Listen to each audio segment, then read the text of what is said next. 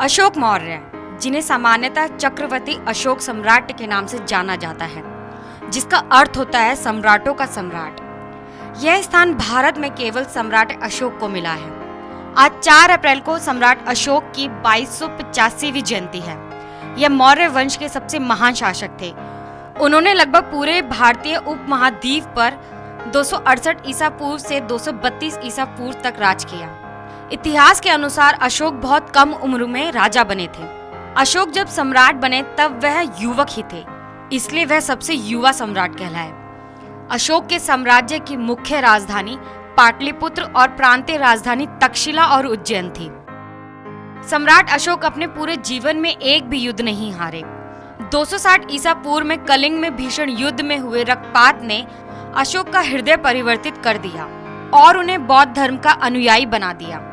उनके ही समय में तक्षशिला, नालंदा, विक्रमशिला, कांधार जैसे 23 विश्वविद्यालयों की स्थापना की गई। इन विश्वविद्यालयों में विदेशों से भी छात्र शिक्षा पाने के लिए भारत आया करते थे। चक्रवर्ती अशोक विश्व प्रसिद्ध एवं शक्तिशाली भारतीय मौर्य राजवंश के महान सम्राट थे। अशोक सम्राट का पूरा नाम देवानंद प्रिय अशोक मौर्य था।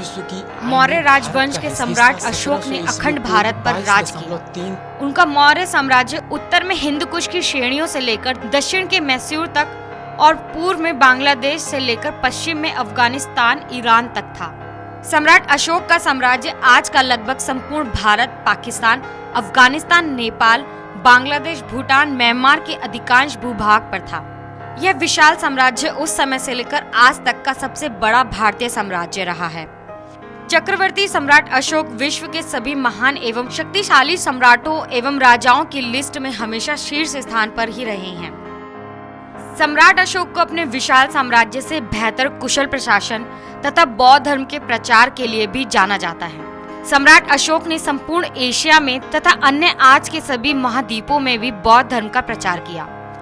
सम्राट अशोक के बनवाए स्तंभ एवं शिलालेख आज भी भारत के अनेक स्थानों पर दिखाई देते हैं। इसलिए उनकी ऐतिहासिक जानकारी सम्राट अशोक प्रेम, सहिष्णुता, सत्य एवं अहिंसा के सच्चे समर्थक थे। इसलिए उनका नाम इतिहास के महान परोपकारी सम्राट के रूप में दर्ज हो चुका है। अर्थशास्त्रियों की माने तो सम्राट अशोक के शासन के दौरान भारत की अर्थव्यवस्था बहुत मजबूत थी। पूरी दुनिया की अर्थव्यवस्था में भारत की अर्थव्यवस्था की 35% की भागीदारी थी। जातिवाद। सम्राट अशोक के सुशासन और उनकी ऊंची सोच के चलते उनके शासनकाल में जातिवाद जैसी कोई प्रथा नहीं थी। अशोक के शिलालेख। सम्राट अशोक के शासनकाल में बनवाए स्तंभों, चट्टानों और गुफाओं की दीवारों पर अब तक कुल 33 अभिलेख प्राप्त हुए हैं। ये आधुनिक बांग्लादेश, भारत, अफगानिस्तान, पाकिस्तान और नेपाल में जगह जगह पर मिलते हैं और बौद्ध धर्म के अस्तित्व के सबसे प्राचीन प्रमाणों में से एक है।